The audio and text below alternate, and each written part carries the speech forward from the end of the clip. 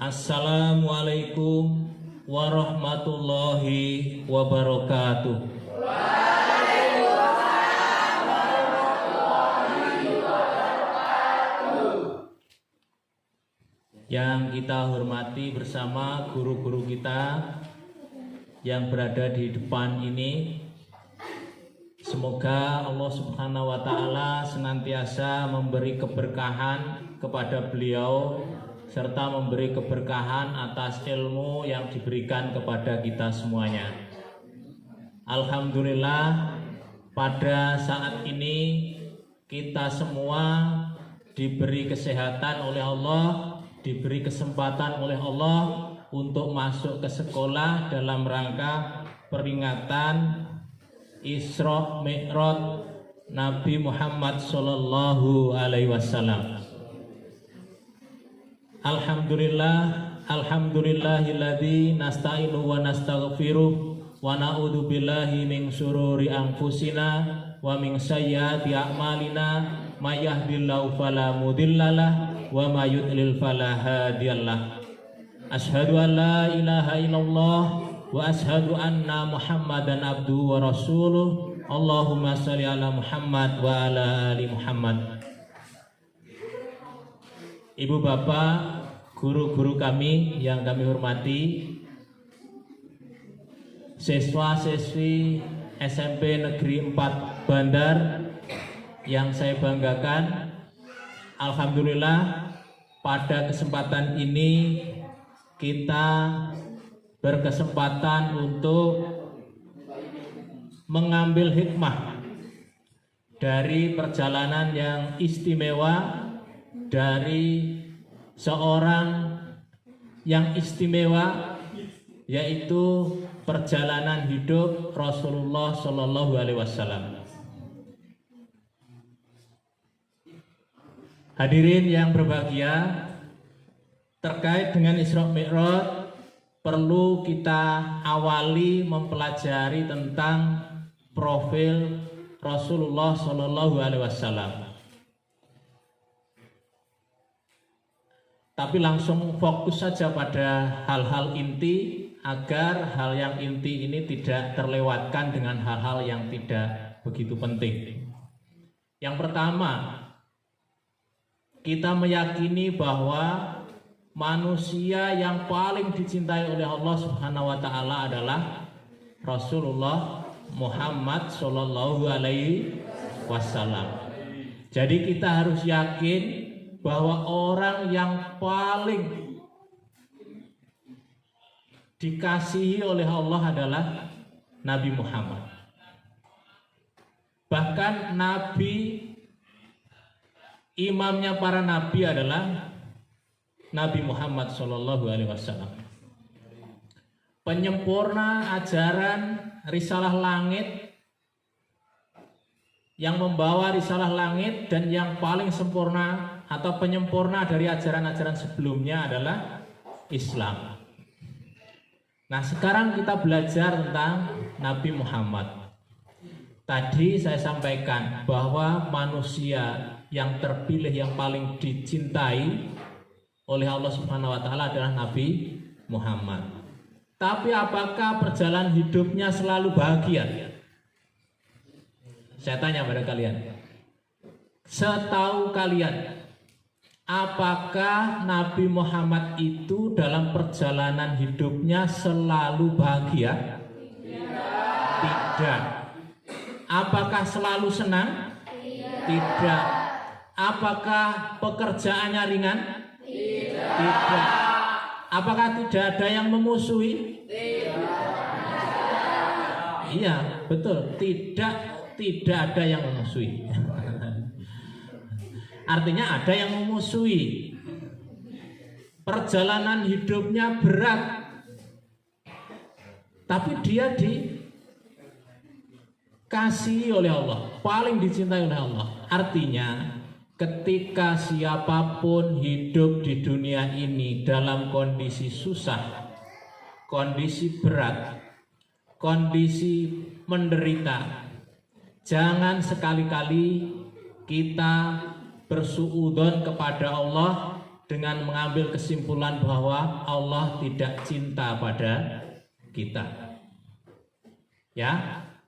Jadi sekali lagi, ketika kita menghadapi persoalan hidup yang berat, yang menderita, yang susah dan lain sebagainya, jangan sekali-kali ada pada hati dan pikiran kita mengambil kesimpulan bahwa Allah tidak cinta kepada kita.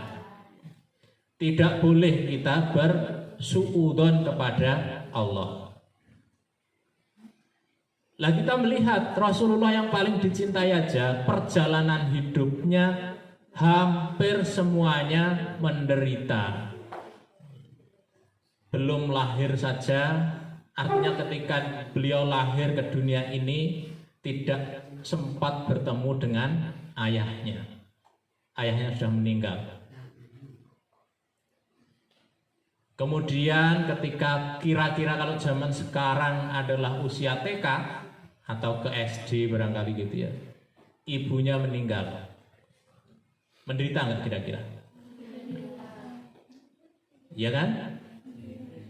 Menderita, mesak nih, begitu kan? Kemudian ketika tidak lama berselang dari itu, ketika beliau setelah ibunya meninggal diemong oleh mbahnya. Tidak lama berselang mbahnya meninggal. Mesak nih kan? Iya. Mesak nih. Kemudian dari masa anak-anak sampai dewasa, beliau di bawah wali begitu barangkali ya, di bawah walinya atau yang ngemong adalah pamannya. Namanya siapa? Abu Thalib. Pamannya Abu Thalib. Bersama pamannya ini beliau memperoleh perlindungan yang luar biasa. Karena pamannya ini adalah seorang tokoh yang sangat disegani di kalangan Quraisy di Mekah. Di Mekah, kalau mendengar suara, artinya nama Abu Thalib begitu, itu semua segan terhadapnya. Sehingga meskipun Rasulullah ini ketika menjalankan tugas untuk berdakwah dari Allah, memperoleh risalah Islam ini untuk berdakwah, meskipun pamannya ini juga tidak sependapat dengan Rasulullah, artinya tidak sampai masuk Islam, namun karena pamannya ini masih ada, masih hidup, ini Rasulullah meskipun dakwahnya banyak ditentang, banyak dimusuhi oleh masyarakat tidak ada yang berani secara frontal memusuhi Rasulullah. Jadi benteng yang amat kokoh pada saat itu adalah pamannya ini. Namun demikian, ketika dakwah sudah mulai gencar dilakukan, permusuhan atau perlawanan dari orang-orang yang menentang apa yang dibawa oleh Rasulullah ini, pamannya ini wafat. Apa yang terjadi? Tadi yang cuma kasak kusuk di sana sini jadi pembicaraan, akhirnya berani secara terang-terangan memusuhi Rasulullah, bahkan ingin membunuh Rasulullah. Karena apa? Pamannya sudah meninggal. Rasulullah saat itu terpojok karena tidak ada tokoh yang memberi perlindungan terhadapnya. Satu-satunya pelipur lara bagi beliau adalah istrinya. Siapa namanya? Khadijah, ya. Khadijah dulu, Aisyah nanti ya. Khadijah. namanya Khadijah ya, tapi kalau sampai di sini nggak tahu ada tambahan Siti ya. Kabeh jadi Siti gitu ya. Padahal kalau saya baca itu sebenarnya cuma Khadijah namanya. Khadijah.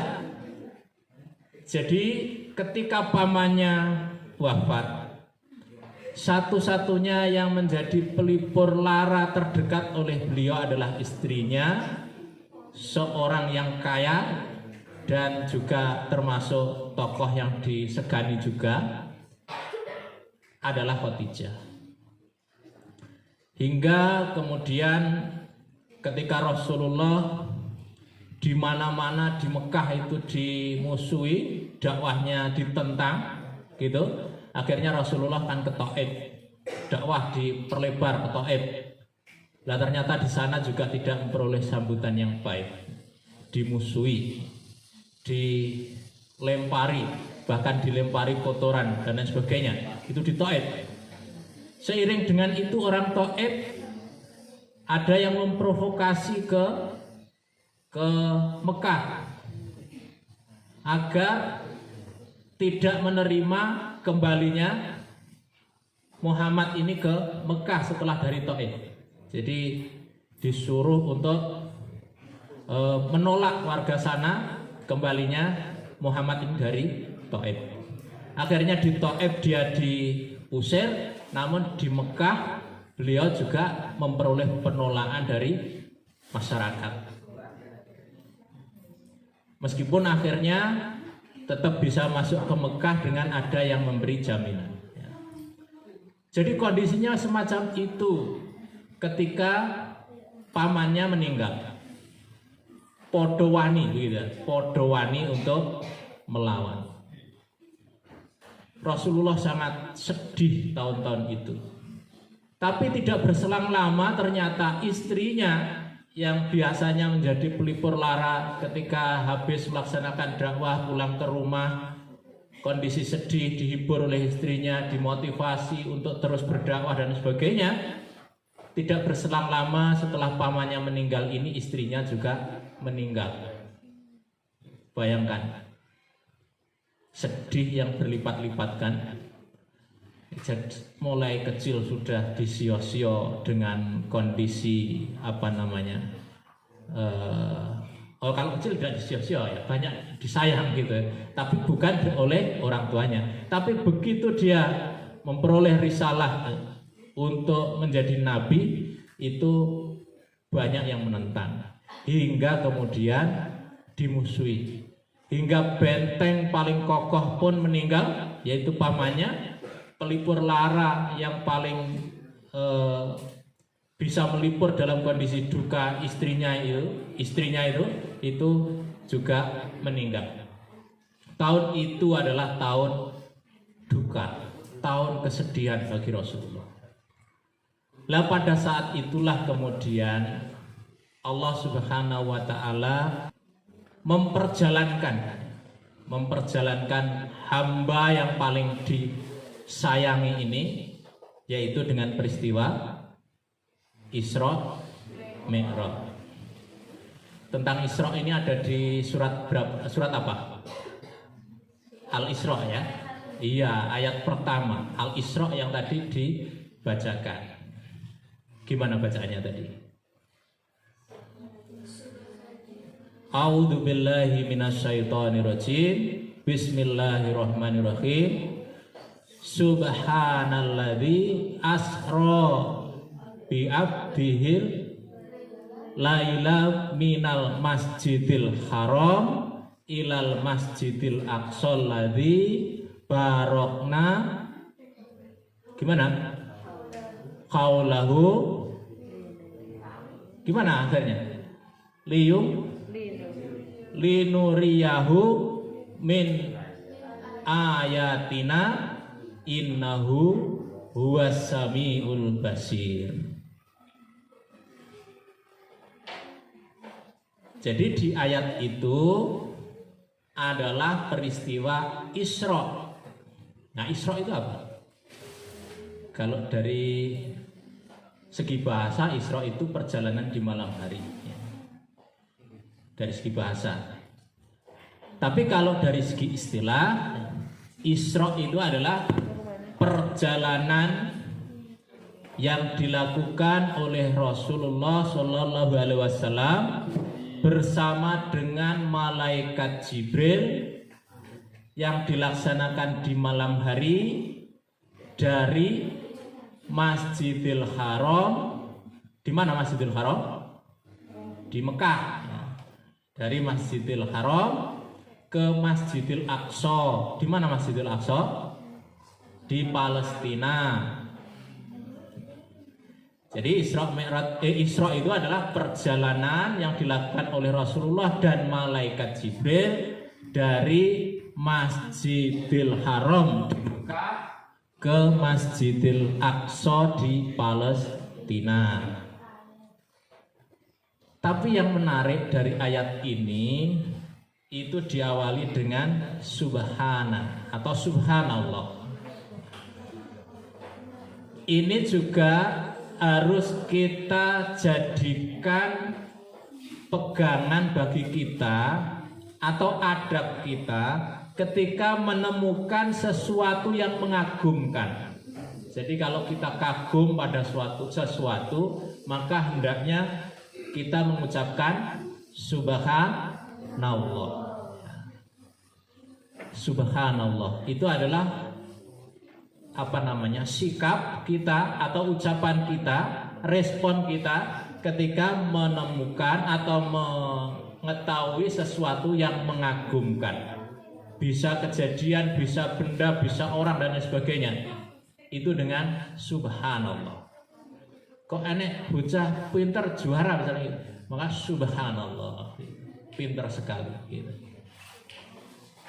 Karena subhanallah itu pada hakikatnya itu tertuju pada Allah, bahwa tidak ada yang paling mengagumkan itu kecuali Allah, begitu ya. Jadi yang tidak ada bandingannya dalam hal kekaguman kita itu kecuali hanya Allah. Jadi kepada Allah. Namun juga sekaligus mengakui bahwa ciptaan Allah itu semuanya sempurna, semuanya bagus, semuanya tidak ada cacat, tidak ada celah, begitu. Jadi ketika kita menemukan kejadian atau apapun di hadapan kita yang kita terkagum kepadanya, maka adab kita adalah mengucapkan subhanallah. Ya, semoga itu menjadi kebiasaan kita ya. Kalau itu terbiasa dengan subhanallah. Jadi subhanallah itu juga mengakui bahwa makhluk-makhluk kejadian macam-macam itu adalah luar biasa. Itu sesuatu yang begitu. Ya. Mengakui itu. Namun bahwa tidak ada yang lebih mengagumkan kecuali hanya Allah. Bahkan kalau kita jelimeti macam-macam itu, semua kejadian itu kan mengagumkan. Cuma karena semua mengagumkan akhirnya biasa-biasa saja. Coba kita berpikir. Kalau orang nanam jagung, ya, itu kan hanya biji jagung diletakkan di tanah, gitu kan ya, nanam jagung itu. Ternyata ketika diletakkan di tanah bisa tumbuh. Itu mengagumkan nggak? Bisa mengagumkan, bisa tidak. Mengagumkan ketika dicermati betul. Kok iso ya?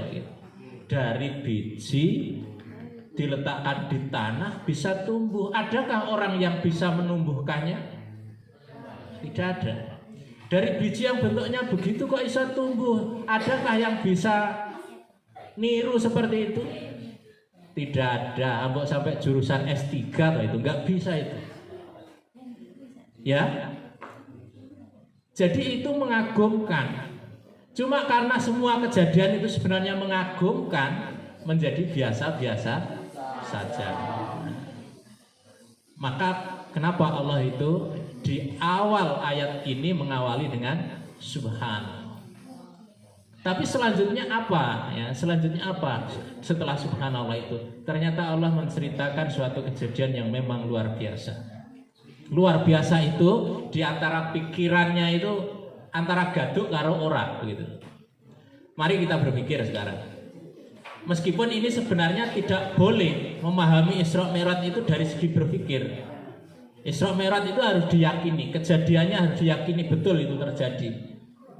Sedangkan kok bisa terjadi itu otak kita itu tidak bisa nangkap.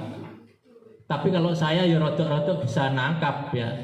Bagaimana tidak? Sekarang kita berpikir antara Mekah dan Palestina, antara Masjidil Haram ke Masjidil Aqsa. Itu kalau normal dilakukan perjalanan dengan kendaraan kuda atau onta itu perlu waktu 1 bulan. Ya, 1 bulan itu kalau naik kuda atau naik unta, karena waktu itu kendaraannya itu perlu waktu 1 bulan. Tapi Rasulullah melakukan Isra sekaligus Mi'rajnya ini hanya 1 malam. Itu pun tidak 1 malam penuh, ya. Hanya di 1 malam, bukan semalam ya, di 1 malam. Cuma tidak penuh semalam penuh itu pun. Ya. Kok bisa ya? Kok bisa? Padahal kalau jalan biasa pakai kendaraan yang normal pada saat itu perlu 1 bulan. Tapi kok bisa? Nah, ini ceritanya adalah ketika beliau itu menginap di salah satu saudaranya, namanya siapa itu? Ummu Hani atau siapa itu? Kemudian beliau sholat di Masjidil Haram. Sholat. Mungkin ada yang berpikir, loh katanya Isra Mi'raj itu adalah perintah untuk sholat Pak, kok sudah sholat? Gitu. Ya, nanti kok ngono piye nanti ya. Kemudian ketika di Masjidil Haram itu beliau dijemput oleh malaikat Jibril dengan membawa kendaraan yang namanya buraq. Nah, sekarang kita pakai logika. Malaikat itu terbuat dari apa? Cahaya, ya tak? Malaikat terbuat dari cahaya. Nanti tanya ke guru IPA ya, berapa kecepatan cahaya itu? Nah, kecepatan cahaya, setahu saya kan guru fisika, itu adalah 3 kali 10 pangkat 8 meter per sekon. Berapa itu? Berarti 3 dengan 10-nya, dengan 0-nya 8. Berapa itu? Berarti 300 juta meter per sekon. Jadi saat detik iki seluruh T itu 300 juta meter atau 300.000 kilometer. Jadi saat selurutan saat detik itu 300.000 kilometer. Itu sedetik. Nah, nanti tanya ke Pak Ersat, guru IPS, Indonesia ini dari Sabang ke Merauke itu berapa kilometer? Adakah 300.000 kilo? Saya juga belum ngecek gitu ya. Artinya kalau itu 300.000 kilo dari Sabang sampai Merauke itu saat selurutan cahaya itu cuma perlu waktu 1 detik. Berarti Jibril ya, kalau unsur cahaya terbuatnya itu, maka dia bisa dengan kecepatan 300.000 km per detik. Beneran? Terbayang di sini? Enggak terbayang karena orang pernah roh wujudnya, tapi cahaya kecepatannya segitu. Sekarang saya tanya, buraq itu kendaraan, hewan gitu, tapi kendaraan gitu. Kalau itu kendaraan, saya tanya kalian, kendaraan itu dibawa, itu kecepatannya lebih cepat kendaraannya, apa lebih cepat jalan kakinya? Saya tanya, kowe ini nganggo kendaraan, numpak kendaraan, kok milih numpak kendaraan?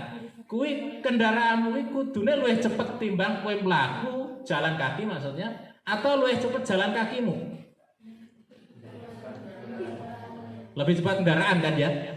Nah, engko lek kowe milih numpak kendaraan sementara isih cepet jalan kaki, dipertanyakan anunya itu. Logikana, nyawa apa kowe numpak kendaraan, isih cepet jalan kaki kan gitu ya. Nah, artinya saya ngajak berpikir Anda. Jibril dari cahaya kecepatannya 300.000 kilo per detik.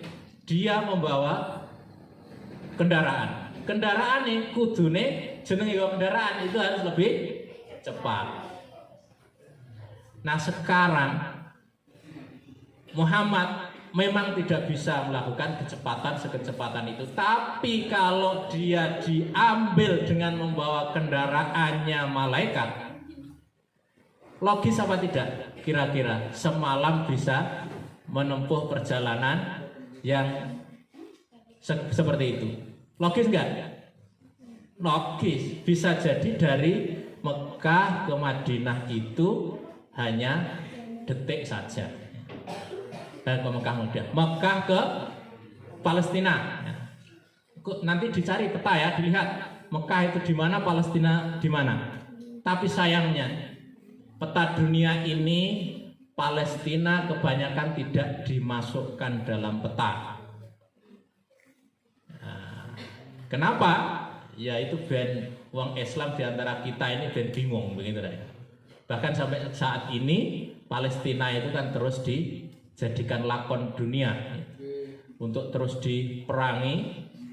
Ya, karena ini simpul sejarah, ya, simpul sejarah agama di dunia ini.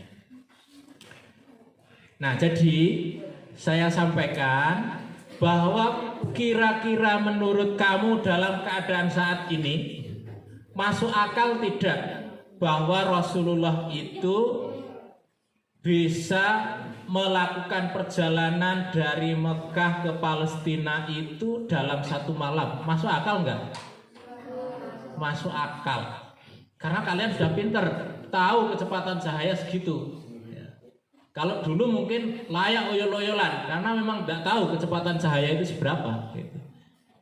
Tapi saat ini kalian sudah SMP, sudah diajarin tentang kecepatan cahaya macam-macam, dan malaikat itu dari cahaya, bahannya berarti kecepatannya bisa segitu. Apalagi Rasulullah dibawa dengan kendaraannya malaikat, berarti bisa sangat logis sekali itu bisa terjadi dalam waktu satu malam. Bisa diterima sampai sini? Nah, jadi ketika Rasulullah dijemput dari Masjidil Haram dengan buraq yang dibawa oleh malaikat Jibril, itu kemudian diajak ke Masjidil Aqsa. Kemudian buraqnya tadi ditambatkan di tempat yang biasa digunakan untuk menambatkan kendaraannya para nabi sebelumnya. Loh kok tahu ya? Lah memang tugasnya Jibril kan memang menyampaikan wahyu dari semua nabi tadi, sehingga dia tahu di mana biasanya nabi-nabi sebelumnya itu menambatkan kendaraan itu. Kemudian Rasulullah gitu mengimami sholat di Masjidil Aqsa, Berarti malaikat juga ikut sholat di situ berarti. Nah, setelah sholat itu kemudian Rasulullah oleh malaikat Jibril dikasih dua bejana, dua mangkok minuman. Yang satu itu adalah yang berisi susu, minuman susu. Yang satunya berisi apa? Namanya apa ya? Ada yang nyebut anggur itu, tapi minuman keras ya. Yang satu minuman keras. Kemudian ketika Rasulullah disodori dua minuman itu, Rasulullah memilih susu. Kemudian dari situ menjadi isyarat, gampangannya dia adalah orang yang lulus begitu ya. Orang yang lulus, orang yang terpilih untuk melanjutkan perjalanan.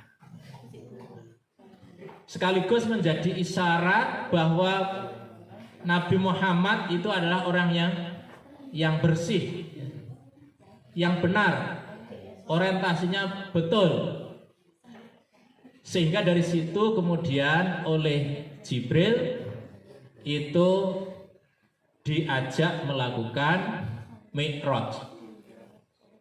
Mi'raj itu kalau dari segi bahasa ya tangga.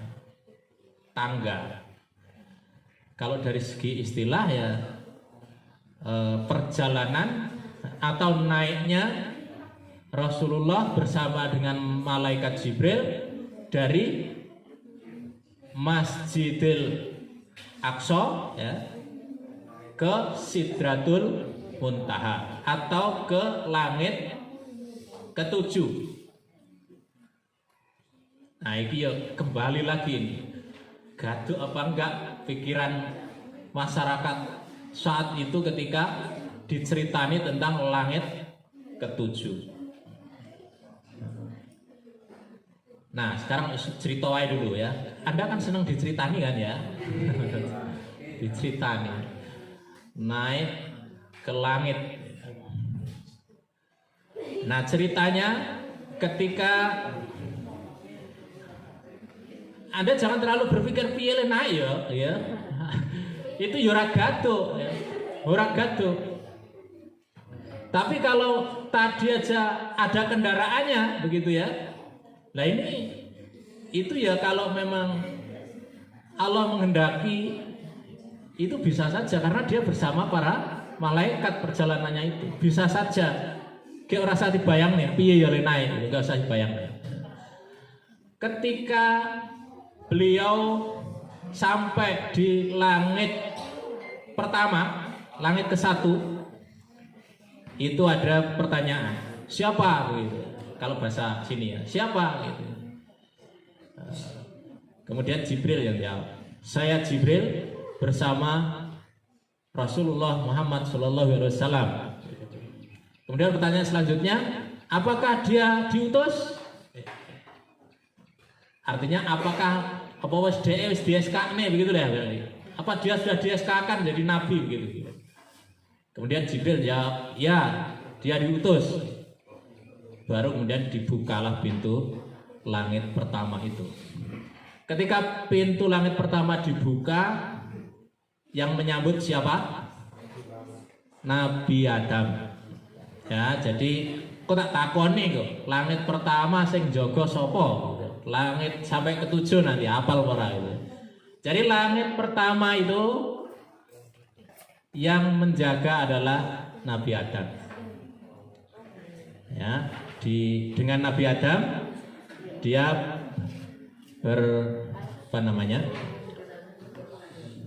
ya beramah tamah begitu ya. Kemudian setelah itu melanjutkan perjalanan lagi, naik lagi ke langit kedua dengan pertanyaan yang sama. Siapa? Saya Jibril bersama dengan Nabi Muhammad SAW. Apakah dia sudah diutus? Ya, terbuka pintu. Siapa yang menemui itu? Di situ ada 2 nabi, yaitu Nabi Isa dan Nabi Yahya. Jadi di lapisan kedua itu Nabi Isa dan Nabi Yahya. Nah, dia juga barangkali beramah tamah. Bayangkan kalau seseorang menjalankan tugas, kemudian dalam melaksanakan tugas ketemu dengan pelaku-pelaku tugas sebelumnya. Jadi betapa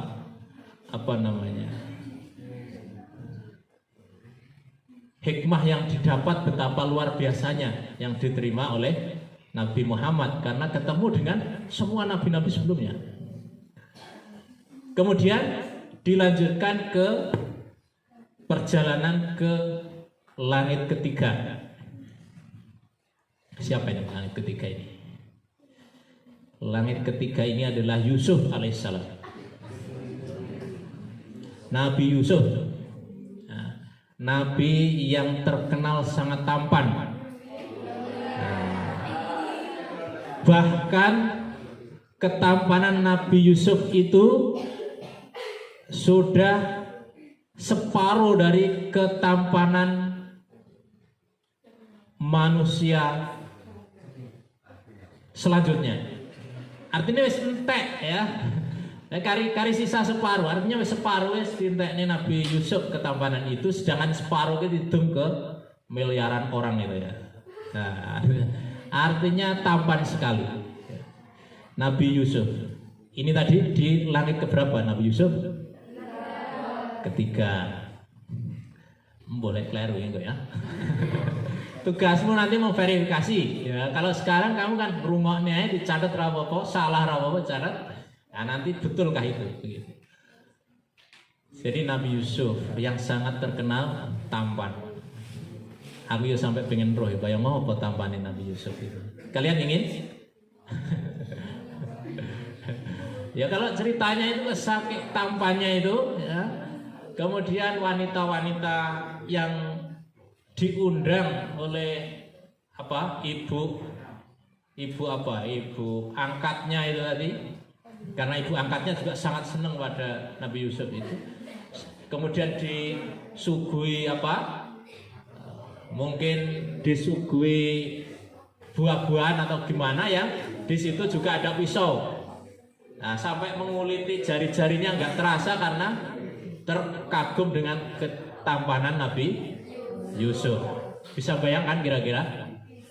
Sakit senengi ya melihat Nabi Yusuf menyakiti jari-jarinya ke kiris-kiris ora kroso gitu. Nah, wis ben roh bayangnya bagaimana tampannya Nabi Yusuf. Tadi sampai di langit keberapa itu? 3. Selanjutnya diajak ke langit keempat.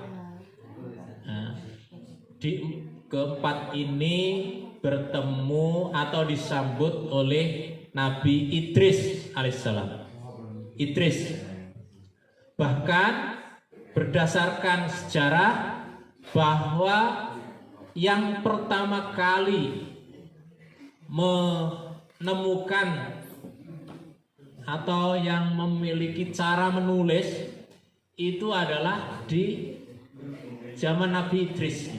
Jadi peradaban menulis itu diawali dari Nabi Idris.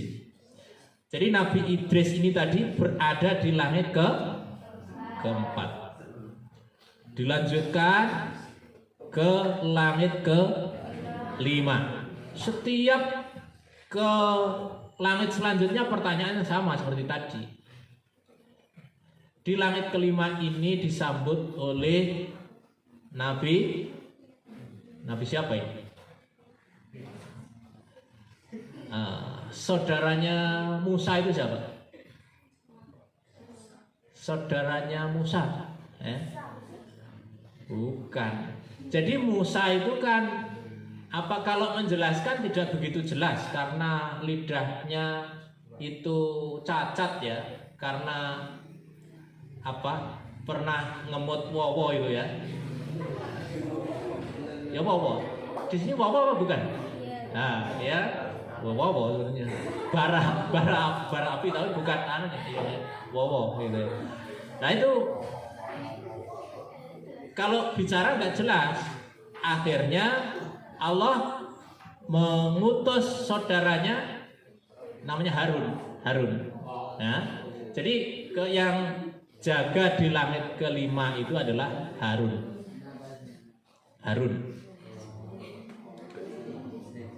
Lanjut cerita ya. Ke langit ke-6 itu siapa kira-kira? Musa yang ke-6 itu. Kemudian di langit ke-7 itu adalah Ibrahim. Bapaknya para nabi, ya, Ibrahim itu. Bapaknya para nabi itu adalah Ibrahim. Kalau imamnya para nabi Rasulullah. Sampai di peristiwa ini juga itu yang imami para nabi ini adalah Nabi Muhammad. Nah, jadi kalau diulang gimana tadi? Langit pertama siapa? Nabi Adam. Kalau yang kedua? Isa dan Yahya. Kalau ketiga Yusuf, keempat Idris, yang kelima Nabi Harun, yang keenam Nabi Musa, dan yang ketujuh Nabi Ibrahim. Nah, ketika berada di langit ketujuh ketemu dengan Nabi Ibrahim inilah kemudian Nabi Muhammad ke Sidratul Muntaha oleh Allah diberi perintah untuk melaksanakan sholat, begitu. Ada Sidratul Muntaha itu apa? Kalau di situ digambarkan Sidratul Muntaha itu digambarkan seperti pohon yang amat indah. Tapi kamu tidak bisa nangkap itu pohon yang sangat indah itu gimana? Orang sah digulai kira-kira piye gitu. Tapi begitu ya.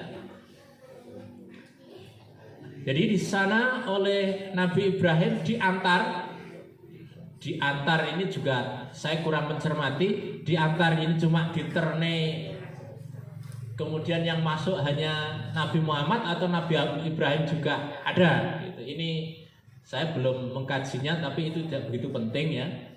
Tapi intinya bahwa ketika di Sidratul Muntaha itu Nabi Muhammad memperoleh perintah langsung dari Allah tanpa melalui malaikat, tanpa melalui Jibril, tapi langsung dari Allah untuk melaksanakan sholat wajib. Jadi kalau sebelumnya itu sudah sholat, tapi bukan sholat wajib, begitu ya. Tadi kan saya jelaskan tadi di Masjidil Haram sholat, di Masjidil Aqsa sholat, karena memang kebiasaan Rasulullah itu setiap masuk masjid atau setiap berkunjung ke masjid sholat. Sedangkan ketika Isra Mi'raj ini adalah perintah untuk melaksanakan sholat wajib. Lah sholat wajibnya itu berapa kali? Jadi tidak diajari caranya ya, tapi perintah untuk melaksanakan sholat wajibnya itu. Lah itu mula-mula perintah pertama adalah untuk melaksanakan sholat wajib 50 kali dalam sehari. Itu perintah awal begitu. Nah, kemudian Rasulullah, Nabi Muhammad maksud saya, itu ya karena diperintah gitu ya sami'na wa ata'na. Pamitan kondur barangkali begitu. Begitu dia turun ke langit ke-6, dia ketemu kembali dengan Musa. Kemudian ditanya oleh Musa, memperoleh amanat apa, begitu barangkali ya. Memperoleh tugas apa? Kemudian Nabi Muhammad menyampaikan bahwa umat kami memperoleh tugas atau memperoleh kewajiban untuk melaksanakan sholat wajib 50 kali dalam sehari. Kemudian bagaimana respon Nabi Musa? Nabi Musa mengatakan umatmu tidak akan sanggup melakukan itu. Kamu kembali lagi ke sana, minta keringanan. Gitu ya. Akhirnya Nabi Muhammad kembali lagi menghadap Allah untuk meminta keringanan. Kemudian diberi keringanan dilongi begitu, dilongi 5 gitu nanti. Hingga kemudian ketika turun yang kedua membawa perintah sholat 45 kali gitu. Kemudian kembali oleh Musa disampaikan, umatmu tidak akan mampu melakukan itu, minta dispensasi lagi, begitulah gambarannya ya. Kemudian naik lagi, bayangkan berapa kali naik gitu ya, hingga kemudian itu diberi kewajiban untuk sholat 5 waktu itu. Ketika memperoleh perintah sholat 5 waktu dalam sehari itu ketika ketemu Nabi Musa juga menyampaikan, umatmu masih keberatan itu, minta sana keringanan lagi, begitulah. Kemudian oleh Nabi Muhammad disampaikan, saya sudah berkali-kali ke sana, malu untuk minta lagi. Spek piro kira-kira munggah medun tadi ya kira-kira. Nah, bayangkan sendiri ya. Bayangkan sendiri, pek piro munggah medun dari 50 kalau turun 555 hingga tinggal 5 itu berapa kali gitu. Nah, itu ketika sudah 5 itu sudah malu ya. Nabi Muhammad mau minta dispensasi lagi, tapi juga ada isyarat di situ bahwa umat Nabi Muhammad ini menurut ukuran Nabi Musa ketika ada kewajiban melaksanakan sholat 5 waktu dalam sehari itu isih enek sing keberatan, begitu, isih enek sing keberatan. Nah itu tergantung kita akhirnya, apakah kita termasuk orang yang tipe Rasulullah ya, yang sudah malu untuk minta dispensasi lagi, artinya ya wis 5 kali dilaksanakan, atau tipe yang digambarkan oleh Nabi Musa adalah masih berat. Nah, untuk itu yang perlu kita garis bawahi dari peristiwa Isra dan Mi'raj ini adalah kewajiban melaksanakan sholat 5 waktu. Itu istimewa, tidak sebagaimana syariat-syariat yang lain yang penyampaiannya melalui malaikat Jibril, tetapi ini adalah langsung dari Allah kepada Nabi Muhammad. Nah ini kira-kira luar biasa atau tidak? Kalau saya memahami, ini sangat luar biasa karena langsung ya, langsung dari Allah ke Nabi Muhammad.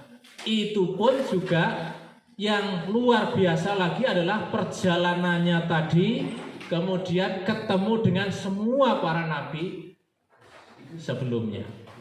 Kalau sebelumnya itu hanya cerita yang disampaikan oleh malaikat Jibril, diceritani gitu.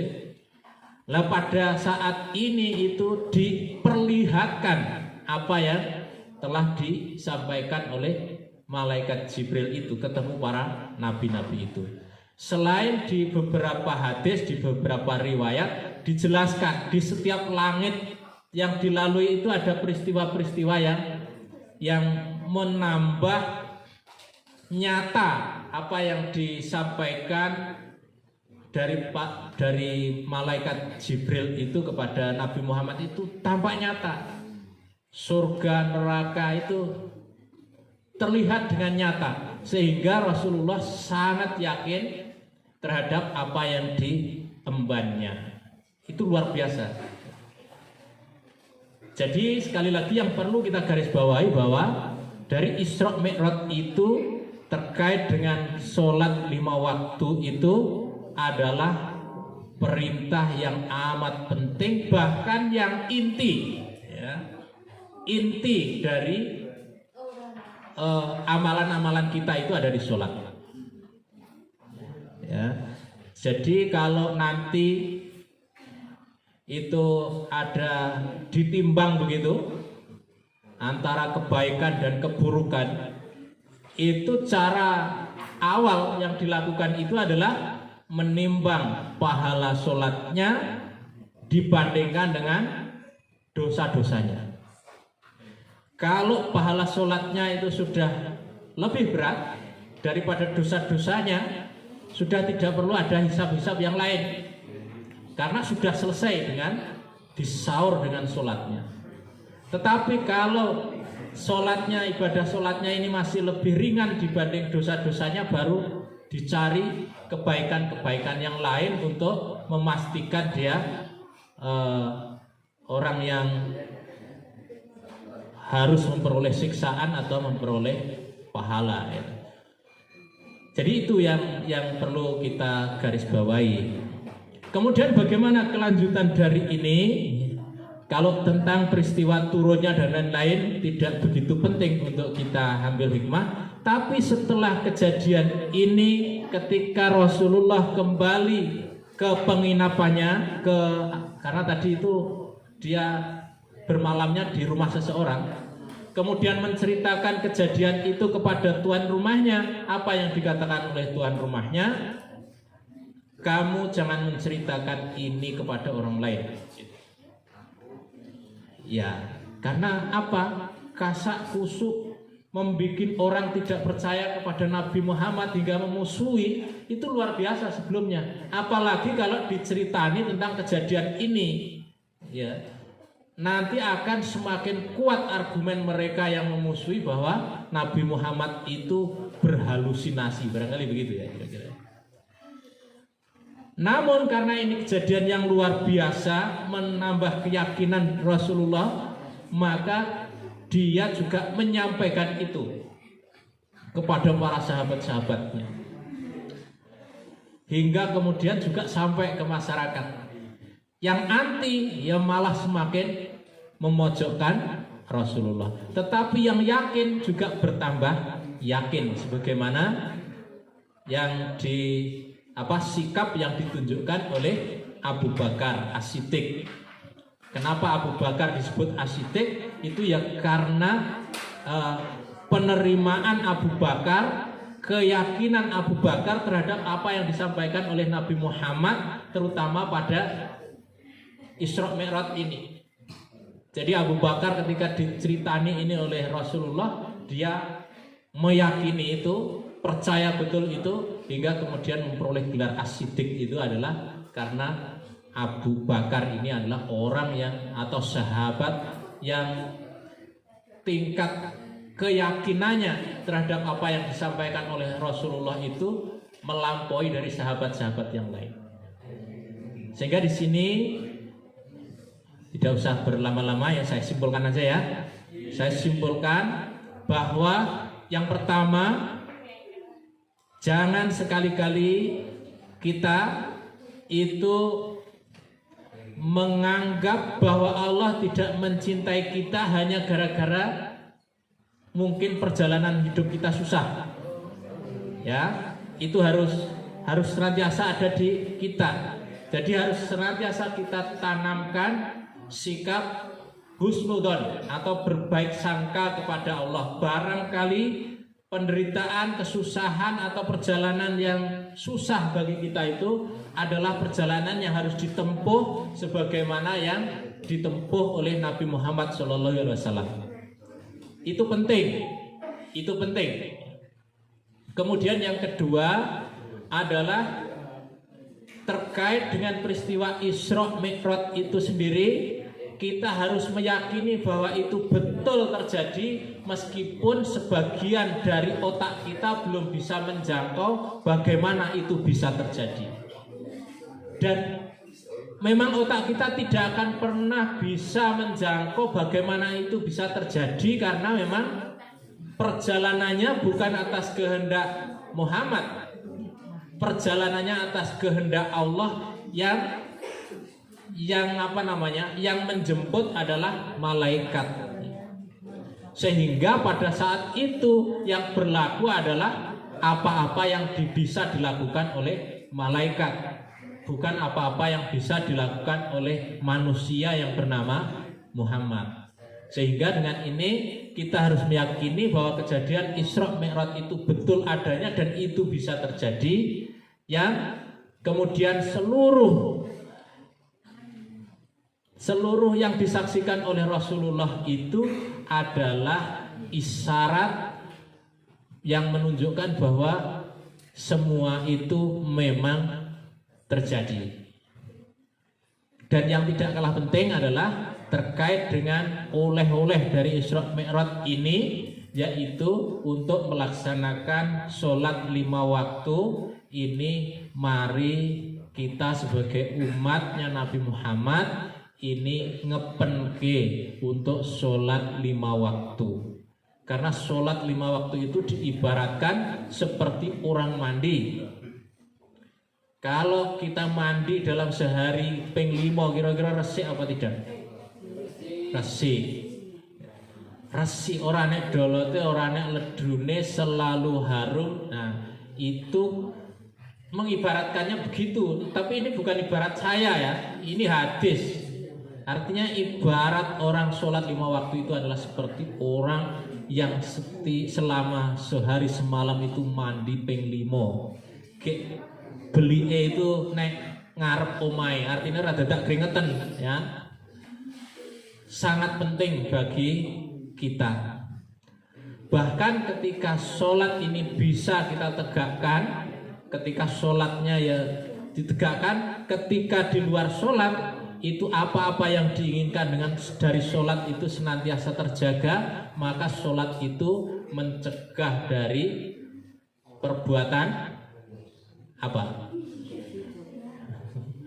Ya, mencegah dari kemungkaran ya. Ini yang perlu saya sampaikan. Semoga kita semua seiring dengan setiap momentum yang ada semakin mudah kita di dalam mengambil hikmah, hingga kita semakin bertambah keimanan kita, semakin mudah kita melaksanakan ketaatan, dan semua aktivitas kita menjadi penuh berkah. Demikian dari saya, mohon maaf atas segala hal yang kurang berkenan. Nanti yang akan melengkapi menjelaskan itu insya Allah Bu Nike, karena beliau yang mengonsep acara ini. Kalau ada hal yang kurang nanti akan diberi penekanan-penekanan oleh beliau. Mohon maaf atas segala hal yang kurang berkenan. Wassalamualaikum warahmatullahi wabarakatuh.